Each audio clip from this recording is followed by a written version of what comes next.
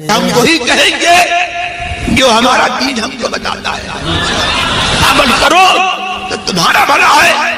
معزز سامعین کرام، السلام علیکم ورحمۃ اللہ تعالی وبرکاتہ. وعلیکم السلام ورحمۃ اللہ وبرکاتہ. الحمدللہ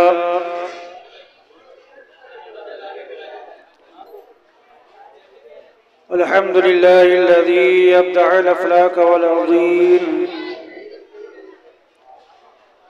والصلاة والسلام على سيد الأنبياء والمرسلين وعلى آله وأصحابه أجمعين، أما بعد فأعوذ بالله من الشيطان الرجيم.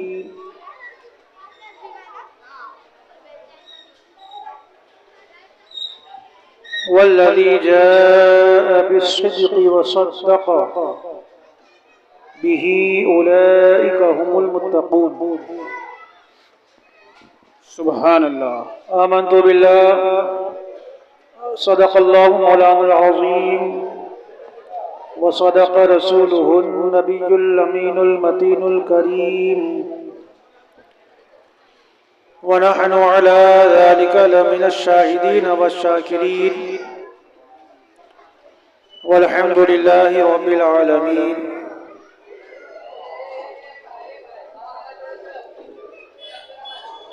برادران ملت اسلامیہ، آئیے بلا کسی تمہید کے کچھ سننے اور سنانے سے پیشتر حضور آقا نامدار، مدینے کے تاجدار، محبوب رب غفار، شفیع روز شمار، بے قراروں کے قرار، خلاصہ کائنات آمینہ کے لال روح فدا، جناب احمد مجتبی محمد مصطفیٰ صلی اللہ تعالی علیہ وآلہ وسلم کے دربار شاہانہ میں نذرانہ درود و سلام پیش کریں. پڑھیں بادب اللہم صلی علی سیدنا شفیعنا حبیبنا مولانا محمد معدن الجود والکرم وآلہ الکرام وابنہ الکریم، بارک وسلم صلاة وسلاما علیک یا سیدی یا رسول اللہ صلی اللہ تعالی علیہ وسلم.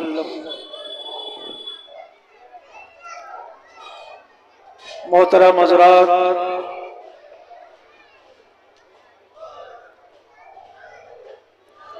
آج کی محرم الحرام شریف کی یہ دوسری محفل ہے، جس میں انشاءاللہ العزیز خلیفہ اول سیدنا ابوبکر صدیق رضی اللہ تعالی عنہ کی ذات والا ستودہ صفات کے تعلق سے کچھ عرض کرنے کی کوشش کروں گا. اللہ تبارک و تعالی مجھے حق بولنے، ہم سب کو حق سننے اور حق پر عمل کرنے کی توفیق عطا فرمائے. آمین. امام اہل سنت سرکار سیدنا اعلی حضرت امام محمد رضا خان فاضل بریلوی رضی اللہ تعالی عنہ، سرکار سیدنا صدیق اکبر رضی اللہ تعالی عنہ کی بارگاہ میں اپنی محبتوں کا یوں خراج پیش کرتے ہیں. سایہ مصطفیٰ مایہ اصطفیٰ، سایہ مصطفیٰ مایہ اصطفیٰ، عز و ناز خلافت پہ لاکھوں سلام، یعنی اس افضل الخلق بعد الرسل، ثانیت دین ہجرت پہ لاکھوں سلام. سبحان اللہ. بے شک. اصدق الصادقین سید المتقین، اصدق الصادقین سید المتقین، چشم و گوش وزارت پہ لاکھوں سلام. سبحان اللہ. برادران ملت، ایک استاذ اپنے شاگرد میں جن خوبیوں کو دیکھتا ہے وہ استاذ اپنے اس شاگرد کو اسی میں باب کمال بنانے کی کوشش کرتا ہے۔ کوئی استاذ اگر کسی شاگرد میں یہ دیکھے کہ وہ لکھتا اچھا ہے، کتابیں تصنیف کرنے کی صلاحیت رکھتا ہے، تو ایسی صورت میں استاذ اس پر اسی اعتبار سے محنت کرتا ہے کہ وہ آگے چل کر کتابوں کو تصنیف کرے۔ ایک بچہ جب کسی دوسری فیلڈ میں محنت کرتا ہے، چاہے وہ تقریر کی فیلڈ ہو، چاہے وہ خط و کتابت کی فیلڈ ہو، چاہے وہ درس و تدریس کی فیلڈ ہو، ایک ماہر استاذ اپنے شاگرد کو اسی میں باکمال بنانے کی کوشش کرتا ہے۔ لیکن اب آئیں دیکھیں اسی خاکدانِ گیتی پر آقا نامدار فخر رسول سرکار دو عالم صلی اللہ تعالی علیہ وآلہ وسلم نے اپنے صحابہ میں جن میں جیسی خوبیاں دیکھی اس صحابی کو اس میں باکمال بنایا۔ میرے آقا نے جناب ابو بکر رضی اللہ تعالی عنہ میں صداقت کی خوبی دیکھی تو انہیں باکمال صدیق بنایا۔ عمر فاروق اعظم میں عدالت کی خوبی دیکھی تو انہیں ایک بہترین عادل بنا دیا۔ اللہ کے رسول صلی اللہ تعالی وسلم نے عثمان ذو النورین رضی اللہ تعالی عنہ میں سخاوت کی خوبی دیکھی تو انہیں ایک سخاوت کا تاجدار بنا دیا۔ حضرات محترم مولا علی شیر خدا رضی اللہ تعالی عنہ کے اندر جواں مردی دیکھی تو انہیں شجاعت کا بہترین ایک سپہ سالار بنا دیا۔ الغرض میرے آقا سرور کائنات صلی اللہ تعالی علیہ وآلہ وسلم نے اپنے جس صحابی میں جس خوبی کو دیکھا ہے اس صحابی کو اس میں باکمال بنایا ہے۔ آج ہم بات کریں گے خلیفہ اول سیدنا صدیق اکبر رضی اللہ تعالی عنہ کے بارے میں کہ وہ صدیق وہ صحابی رسول کہ جن کے بارے میں میرے آقا سرور کائنات صلی اللہ تعالی علیہ وآلہ وسلم ارشاد فرماتے ہیں ما نفعنی مال احد قط ما نفعنی مال ابی بکر۔ اے لوگوں سن لو کہ جو مال ابو بکر صدیق رضی اللہ تعالی عنہ نے مجھ پر خرچ کیا ہے، جتنا فائدہ ان کے مال نے دیا ہے اس سے زیادہ کسی کے مال نے مجھے فائدہ نہیں پہنچایا ہے۔ میرے آقا ارشاد فرماتے ہیں ما طلعت الشمس ولا غربت على احد افضل من ابی بکر۔ آقا ارشاد فرماتے ہیں اللہ تبارک و تعالی نے جو یہ آسمان میں چاند اور سورج کو بنایا ہے، یہ چاند اور سورج کسی ایسے آدمی پر طلوع نہ ہوا جو کہ نبیوں کے بعد سب سے افضل ہو۔ وہ ذات اگر کسی کی ذات ہے تو ابو بکر کی ذات ہے۔ ایک جگہ میرے آقا ارشاد فرماتے ہیں کہ خیر الناس ابو بکر صدیق الا ان یکون نبیا، یعنی اے میرے صحابہ تمام لوگوں میں صحابہ کرام میں پوری دنیا میں انبیاء کرام کے بعد رسولان اعظام کے بعد اگر کوئی سب سے بڑا مرتبے والا ہے تو وہ صدیق کی ذات ہے، وہ ابو بکر کی ذات ہے۔ میرے آقا نے مہر لگا دی ہے کہ نبیوں کے بعد رسولوں کے بعد اگر کسی کا مرتبہ ہے تو ابو بکر کی ذات ہے، اگر کسی کا مقام سب سے ارفع و اعلیٰ ہے تو ابو بکر کی ذات ہے۔ اللہ اللہ میرے آقا سرور کائنات صلی اللہ تعالی علیہ وآلہ وسلم نے تو ابو بکر صدیق کے مرتبے کو بلند کر دیا ہے اور ارشاد فرمایا ہے کہ یہ نبی نہیں ہے، یہ نبی نہیں ہے، یہ نبی نبوت مجھ پر ختم ہو چکی ہے، میرے بعد کوئی نبی نہیں آئے گا۔ لیکن یاد رکھنا یہ سورج ہے جو نبیوں پر اگر طلوع ہوا ہے تو تمام نبیوں کے بعد اگر کسی کا مرتبہ سب سے بلند ہے تو ابو بکر کی ذات ہے۔ اللہ اکبر۔ آج کچھ لوگ کہتے نظر آتے ہیں کہ اے لوگوں دیکھو، اللہ کے رسول صلی اللہ علیہ وسلم کے بعد اگر کسی کو خلیفہ ماننا ہو تو مولا علی کو مانو، اگر کسی کو پیر ماننا ہو تو مولا علی کو ماننا ہو، خلافت اگر کسی کو ملی ہے تو ابو بکر کو نہیں بلکہ مولا علی کو ملی ہے۔ آؤ میں آپ کو احادیث طیبہ کی روشنی میں لے کر چلوں کہ اللہ کے رسول صلی اللہ تعالی علیہ وآلہ وسلم نے مولا علی کو خلافت عطا کی ہے، یا پھر صدیق اکبر رضی اللہ تعالیٰ عنہ کے بارے میں وہ حدیث طیبہ ارشاد فرمائی ہے کہ جب ایک مرتبہ میرے آقا سرور کائنات صلی اللہ تعالی علیہ وسلم نے ارشاد فرمایا تھا کہ اے لوگوں جاؤ تم ابو بکر کو اپنا امام بنا لو، لیکن اس وقت ابو بکر موجود نہیں تھے، تو کچھ لوگوں نے یہ کہا کہ چلو مولا عمر فاروق اعظم موجود ہیں، انہیں اپنا امام بنا لیں۔ جیسے ہی عمر فاروق اعظم کو مصلی پر کھڑا کیا گیا، میرے آقا کو پتا چلا، میرے آقا سرور کائنات صلی اللہ تعالی علیہ وآلہ وسلم فوراً حجرے سے نکل کر آتے ہیں اور ارشاد فرماتے ہیں لا لا لا یا اللہ والمسلمون الا ابا بکر، اے لوگو اللہ اور مسلمان کبھی سوائے ابو بکر کے کسی اور کی ذات پر وہ راضی نہ ہوں گے، اگر امامت کوئی کرے گا تو وہ مصلی امامت پر ابو بکر کھڑے ہوں گے، نبی کے مصلی پر اگر کوئی کھڑا ہوگا تو صدیق کی ذات ہوگی، نبی کے مصلی پر اگر کوئی امامت کرے گا تو میرے آقا ارشاد فرماتے ہیں وہ ابو بکر کی ذات ہوگی۔ یہی سے پتا چلا کہ اللہ کے رسول صلی اللہ تعالی علیہ وآلہ وسلم نے اپنا مصلی امامت اور مصلی خلافت اگر کسی کو عطا کیا ہے تو صدیق اکبر کو عطا کیا۔ نعرہ تکبیر، نعرہ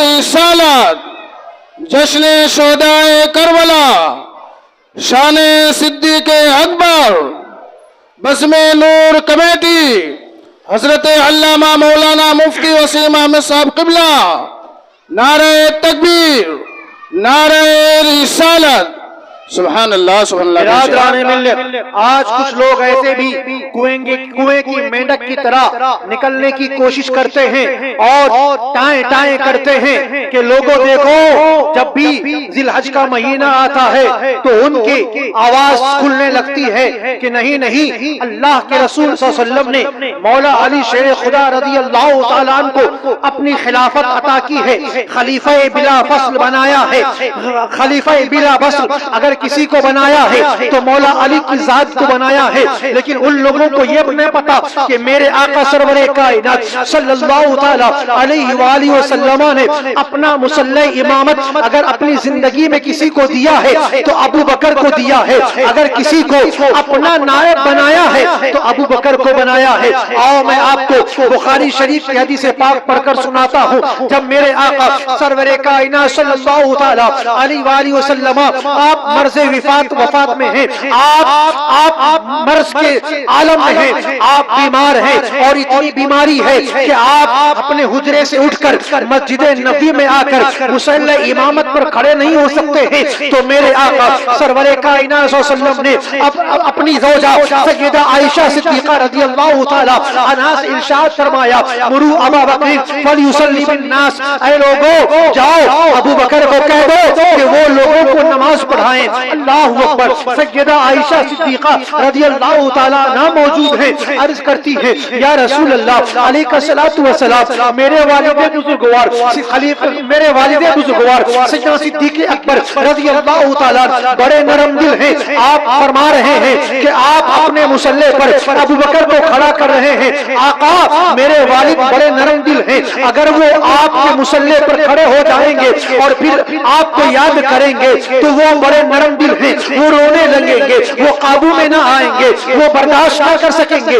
آقا میرے والد کو نہ کہیں کہ آپ کے مصلی امامت پہ کھڑا ہو۔ اللہ اکبر، میرے آقا نے دوبارہ ارشاد فرمایا مروا ابا بکر فلیصلی بالناس، اے لوگوں جاؤ ابو بکر کو کہو کہ میرے مصلی پہ کھڑے ہو کر لوگوں کو نماز پڑھائیں۔ اللہ اکبر، میرے آقا اگر کسی کو اپنا مصلی امامت دے رہے ہیں تو وہاں پر عمر فاروق اعظم موجود ہیں، وہیں پر عثمان ذو النورین موجود ہیں، وہی مولا کائنات موجود ہیں، حضرت سعد موجود ہیں، حضرت طلحہ موجود ہیں، عبد الرحمن بن عوف موجود ہیں، بڑے بڑے صحابہ کرام موجود ہیں۔ لیکن میرے آقا نے کسی کے بارے میں نہ کہا کہ جاؤ عمر کو کہہ دو میرا مصلی سنبھال لے، جاؤ علی کو کہہ دو میرا مصلی سنبھال لے، جاؤ عثمان کو کہہ دو میرا مصلی سنبھال لے۔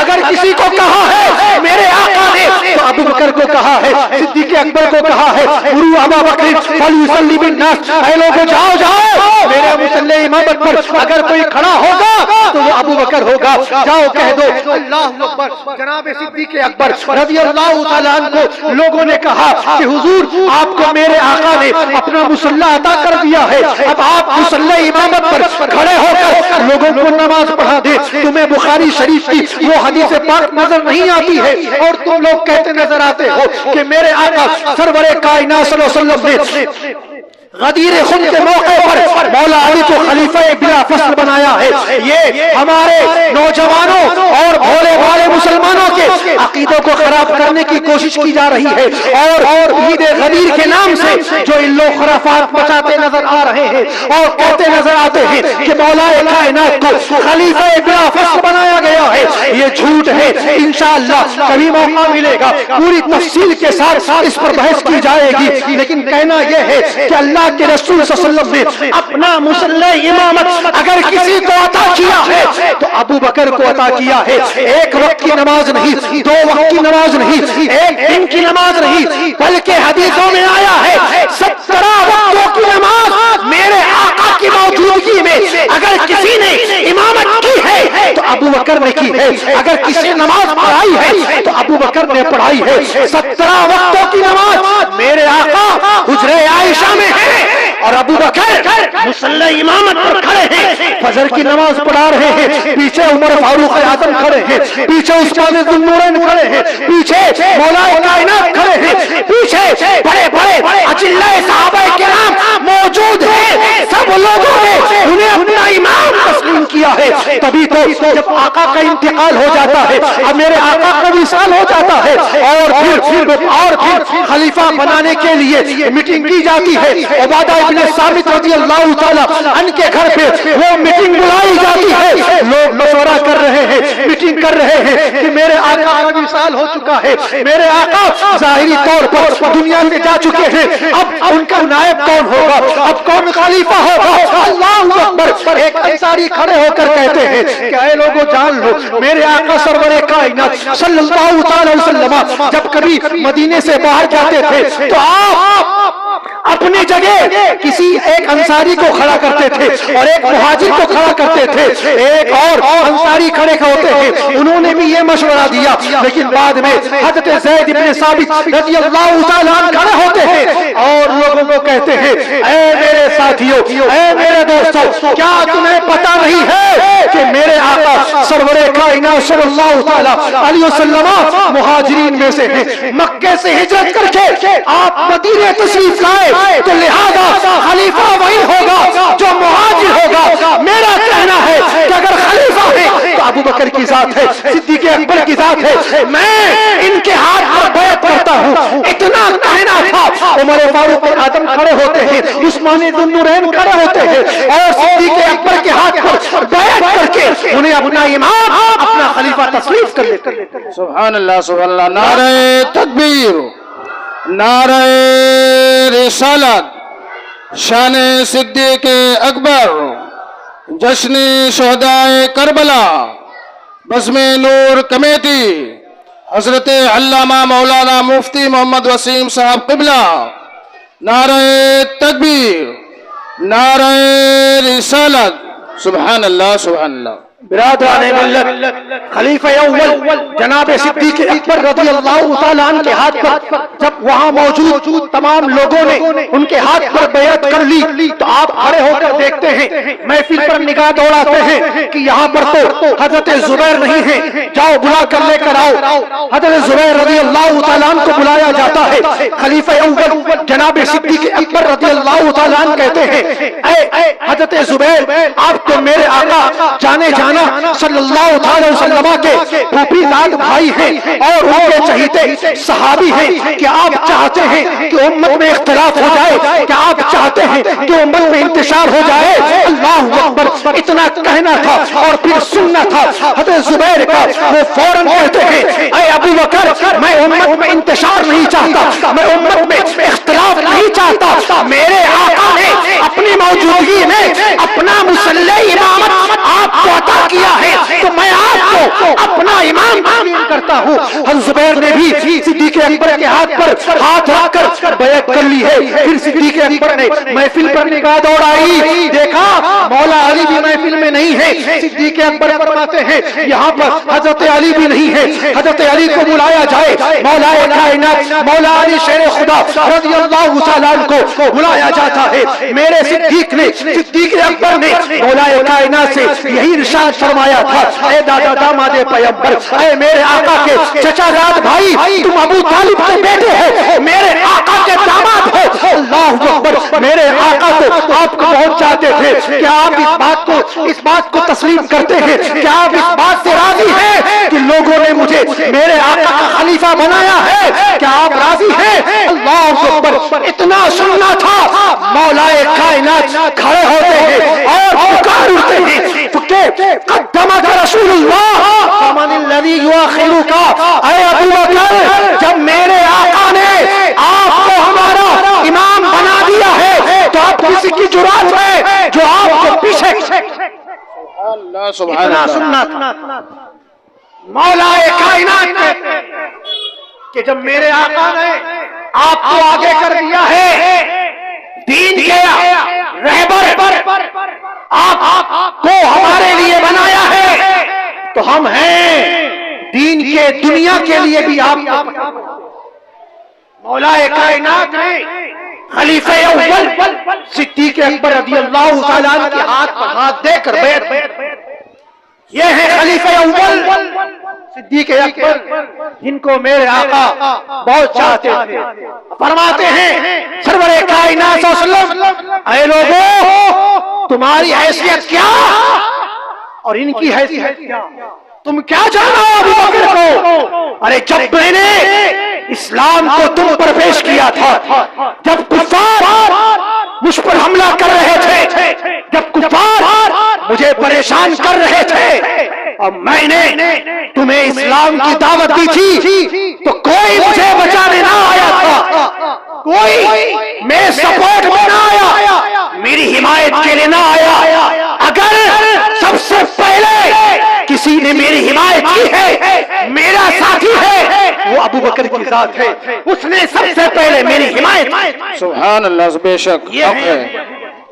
یہ ہے صدیق اکبر رضی اللہ تعالی جن کو عمر فاروق اعظم بھی اپنا امام تسلیم کرتے ہیں، جن کو عثمان ذو النورین بھی اپنا امام تسلیم کرتے ہیں، مولا کائنات بھی اپنا امام تسلیم کرتے ہیں۔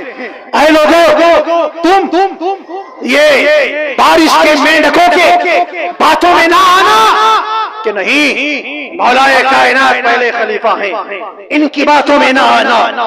امت کا جس بات پر اجماع ہے، صحابہ کرام نے جس کو اپنا امام اور نبی کا پہلا خلیفہ تسلیم کیا ہے، جمہور تابعین نے جسے نبی کا پہلا خلیفہ تسلیم کیا، ہمارے امام اعظم نے انہیں اپنا پہلا خلیفہ تسلیم کیا۔ سرکار اعلی حضرت نے اپنی کتابوں میں لکھا کہ پہلا خلیفہ کوئی ہے تو ابو بکر کی ذات ہے۔ جمہور کا فیصلہ ہے اگر کسی نے ابو بکر کی خلافت کا انکار کیا تو وہ کافر ہے۔ بے شک یاد رکھیے وہ کافر ہو جائے گا.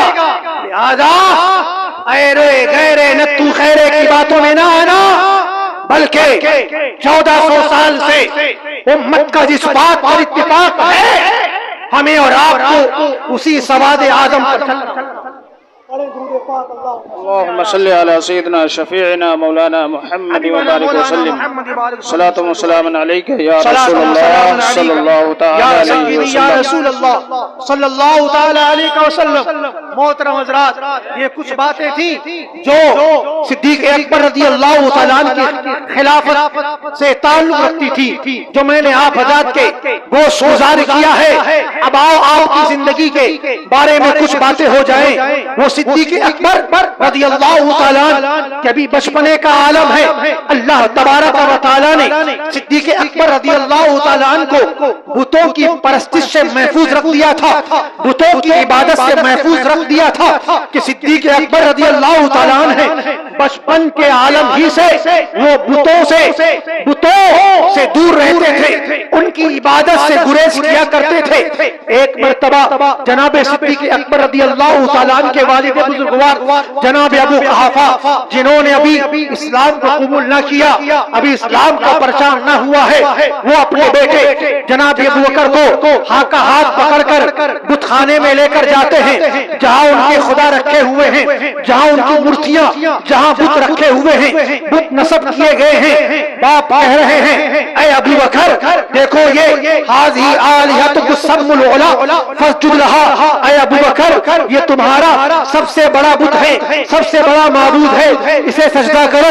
اتنا کہہ کر ابو بکر صدیق رضی اللہ تعالیٰ عنہ کے والد بزرگوار بت خانے سے نکل کر باہر چلے جاتے ہیں. جناب ابو بکر صدیق رضی اللہ تعالیٰ عنہ کے بچپنے کا عالم ہے، قریب ایک روایت میں 4 سال ہے، ایک روایت میں 7 سال ہے، بچپنے کا عالم ہے. وہ بت کے سامنے جاتے ہیں اور ایک پتھر کو اپنے ہاتھ میں اٹھا کر کہتے ہیں انی جائع فاطمنی، اے بت اگر تیرے اندر طاقت ہے تو میں بھوکا ہوں، مجھے کھانا کھلا دے. پھر فرماتے ہیں انی عارف اکثری، اگر تیرے اندر اختیار ہے، اگر تیرے اندر تصرف کا کوئی مادہ ہے تو میں ننگا ہوں، میرے پاس کپڑا پہننے کے لیے نہیں ہے، مجھے کپڑا عطا کر دے. حضرات محترم یہ جناب ابو بکر صدیق کی ذات ہے، بچپنے کا عالم ہے. آپ کا یہ بچپن میں عقیدہ تھا کہ جو اللہ ہے، جو پروردگار ہے، وہ اپنے بندوں کو کھانا بھی دیتا ہے،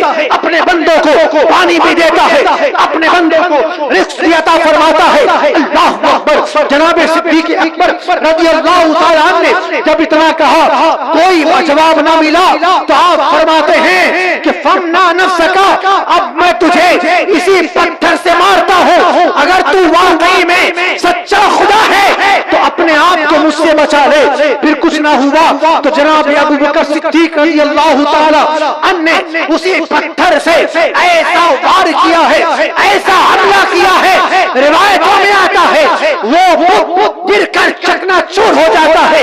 اللہ اکبر. دڑام کر کے ایک آواز آتی ہے اور باپ ابو قحافہ اندر آ جاتے ہیں. دیکھا کہ ہمارا تو معبود گرا پڑا ہے، چکنا چور ہو گیا ہے. بیٹے کو ڈانٹنا شروع کر دیا، اے ابو بکر یہ کیا کیا تو نے؟ ارے ہمارے معبود کو توڑ ڈالا، ارے ہمارے خدا کو چکنا چور کر دیا.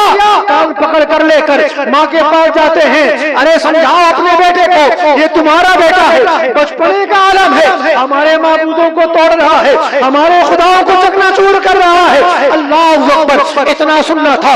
جناب ابو بکر صدیق رضی اللہ تعالیٰ عنہ کی ماں کہتی ہے اے میرے شوہر نامدار آپ اس پر ناراض نہ ہو، کیونکہ جس رات میں ابو بکر پیدا ہوا تھا حادثے غیبی سے ایک آواز آئی تھی یا امت اللہ بالتحقیق ابشری بالولد العتیق. اے اللہ کی بندی خوشخبری ہو، اللہ تجھے نیک بیٹا عطا کر رہا ہے. سبحان اللہ. یہ آواز ابو بکر کے پیدائش کی رات حادثے غیبی سے آواز آئی ہے اے اللہ کی بندی تجھے خوشخبری ہو، تیرے پیٹ میں جو بچہ ہے وہ کوئی معمولی بچہ نہیں ہے، بلکہ اس کا نام آسمان میں صدیق ہے، محمد صاحب و رفیق، جو دنیا میں آئے گا تو پیغمبر آخر کا دوست اور ان کا یارغار۔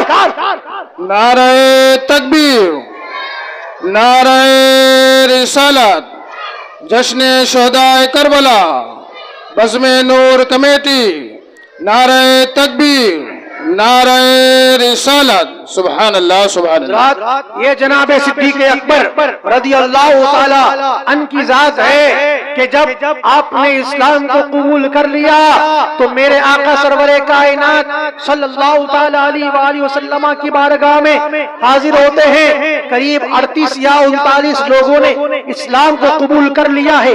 میرے آقا کی بارگاہ میں جناب صدیق اکبر حاضر ہوتے ہیں، عرض کرتے ہیں یا رسول اللہ علیہ الصلوۃ والسلام، اب تو ہماری تعداد بڑھتی جا رہی ہے، اب تو ہمیں چاہیے کہ ہم علل اعلان نماز پڑھیں، کعبے کے اندر جا کر خدا کی عبادت کریں، اسلام کی تبلیغ کریں، لوگوں کو اسلام کی دعوت دیں۔ یا رسول اللہ علیہ الصلوۃ والسلام، آپ ہمیں اجازت دے دیں۔ میرے آقا سرور کائنات صلی اللہ علیہ وسلم ارشاد فرماتے ہیں اے ابو بکر، ابھی ہماری تعداد کم ہے، لیکن ابو بکر صدیق رضی اللہ تعالیٰ عنہ اصرار کر لیتے ہیں آقا نہیں، اب تو ہم 38 لوگ ہو چکے ہیں، اب تو ہمیں چاہیے کہ ہم ایک جٹ ہو کر ہم کعبے کے اندر جا کر علل اعلان نمازیں پڑھیں، دعوت و تبلیغ کا کام کریں۔ میرے آقا نے اپنے دوست کی بات مان لی ہے اور سب لوگ اکٹھا ہو کر کعبے میں جاتے ہیں، کعبۃ اللہ میں جاتے ہیں۔ شہر کعبہ میں جا کر سب سے پہلے صدیق اکبر کھڑے ہوتے ہیں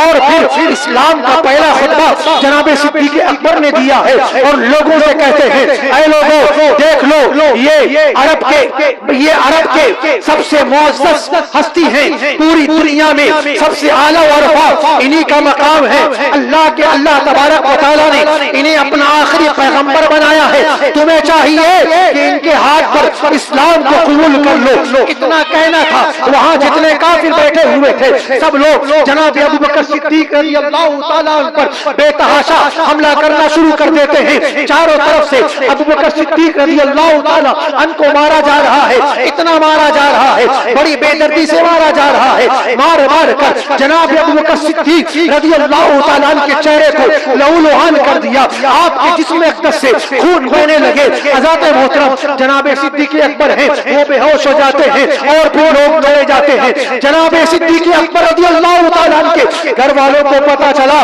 کہ وہاں تو عرب کے کافر میرے لگتے جگر کو مار رہے ہیں، ابو بکر کو مار رہے ہیں۔ گھر والے پہنچے، ابو بکر کو اٹھا کر اپنے گھر میں لے کر آئے۔ کئی گھنٹوں تک جناب صدیق اکبر بے ہوش رہے ہیں۔ اللہ اکبر۔ گھر والے شہر کعبہ میں جاتے ہیں اور اعلان کرتے ہیں اے لوگوں سنو، اگر آج ابو بکر کا انتقال ہو گیا تو جان لینا ان کے انتقال کے بدلے ہم عتبہ بن ربیعہ کو قتل کریں گے، کیونکہ وہ قریش کا سردار ہے، میں ان کو قتل کروں گا۔ یہ اعلان کے گھر والوں نے کیا ہے اور گھر واپس آ جاتے ہیں۔ جناب صدیق اکبر رضی اللہ تعالیٰ عنہ بے ہوشی کے عالم میں ہیں، ماں بیٹھی ہے، باپ بھی بیٹھا ہے اور گھر والے بیٹھے ہیں، رشتہ دار بیٹھے ہیں، انتظار کر رہے ہیں کہ ابو بکر کو ہوش آ جائے، ابو بکر کو ہوش آ جائے۔ کئی گھنٹوں سے بیٹھے ہیں لیکن ابو بکر کو ہوش نہ آیا۔ دوپہر سے شام ہوئی، شام سے رات ہونے آئی ہے۔ اللہ اکبر۔ جناب ابو بکر صدیق رضی اللہ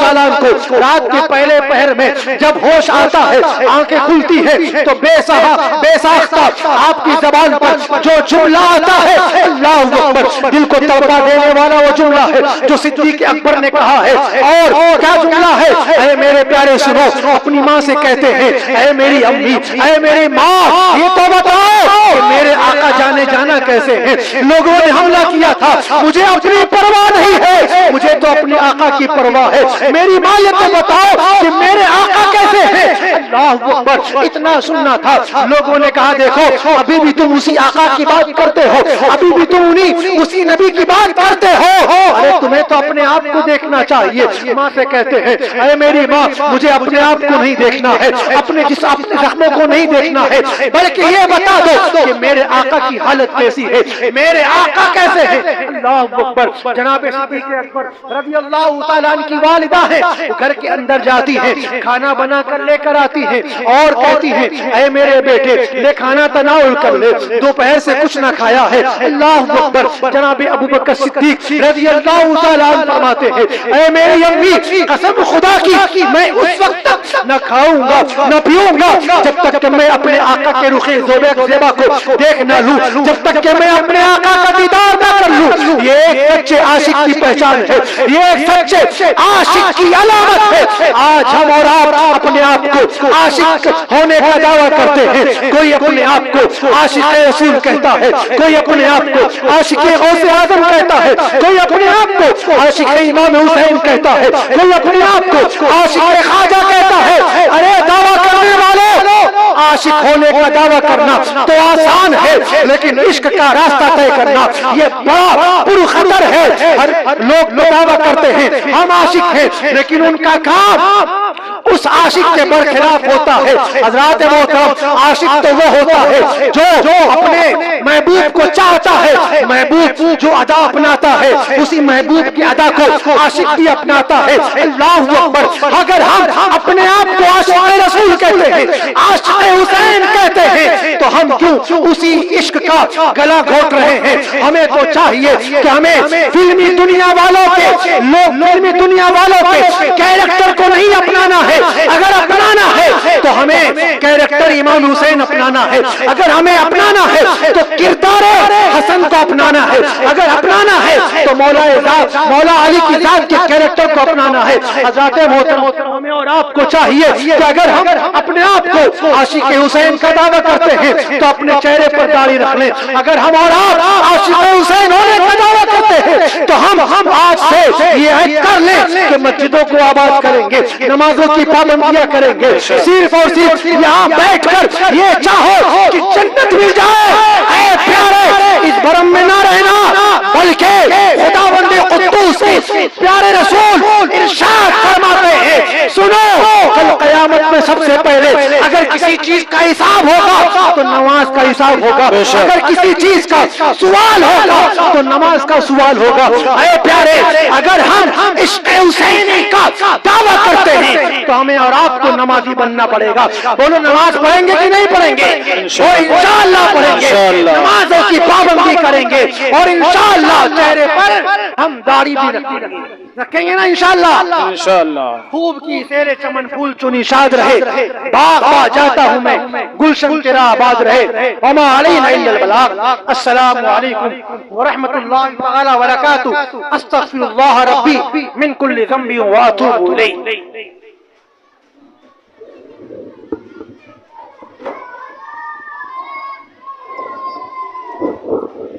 مصطفیٰ جانی رحمت لاکھوں سلام، شمع بز میں ہدایت لاکھوں سلام، ہم غریبوں کے آقا پہ بے حد درود، ہم غریبوں کے آقا پہ بے حد درود، ہم فقیروں کی ثروت پہ لاکھوں سلام، مصطفیٰ جان رحمت پہ لاکھوں سلام۔ کتنے مہنگے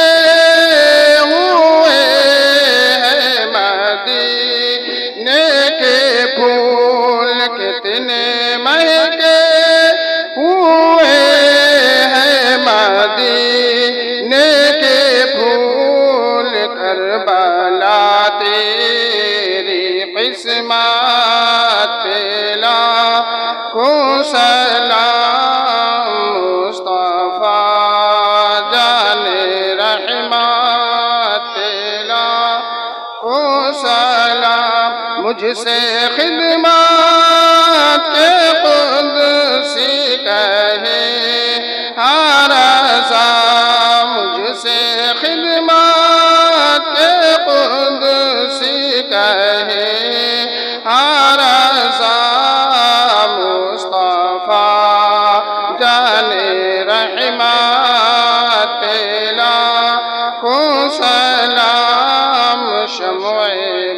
میں ہدایت پیلا کو سلام یا نبی سلام علیکہ یا رسول سلام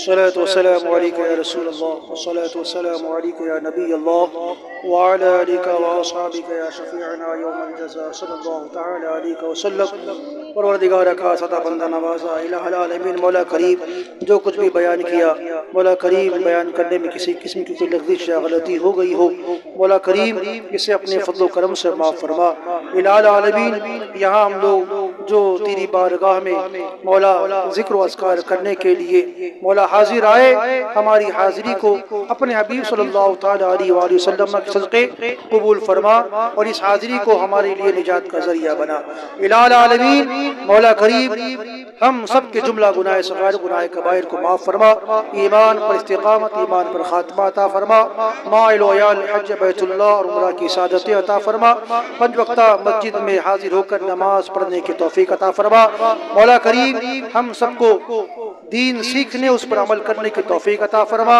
علم نافع عطا فرما تمام برائیوں سے بچنے کی توفیق عطا فرما نیک اعمال کرنے کی توفیق عطا فرما جو مقروض مولا انہیں بار قرض دوش فرما ہم سب کے حلال کاروبار میں ترقی عطا فرما رزق حرام سے بچا کر رزق حلال عطا فرما بے اولادوں کو نیک اور صالح اولاد عطا فرما ہماری اولادوں کو نیک اور صالح بنا دے ہمیں اتفاق اور اتحاد کا جذبہ قائم فرما عالم اسلام کے مسلمانوں کی جان مال عزت آبرو ایمان عقیدے کی حفاظت فرما مولا ہم میں جتنے بیمار ہیں ہمارے اہل و عیال اور والدین میں اعزا قریبہ میں مولا سب کو شفاء کاملہ عطا فرما صحت و تندرستی عطا فرما مولا کریم ہماری مساجد و مدارس و مزارات اہل سنت والجماعت کی حفاظت فرما ہم سب کو مسلک حق مسلک اہل سنت والجماعت جسے زمانے میں پہچان کے لیے مسلک اعلیٰ کے نام سے جانتے ہیں مولا اسی سچے مسلک پر زندگی گزارنے کی توفیق عطا فرما مولا جن جن لوگوں نے اس بزم کو رچانے بسانے میں دام درم قدم سخن حصہ لیا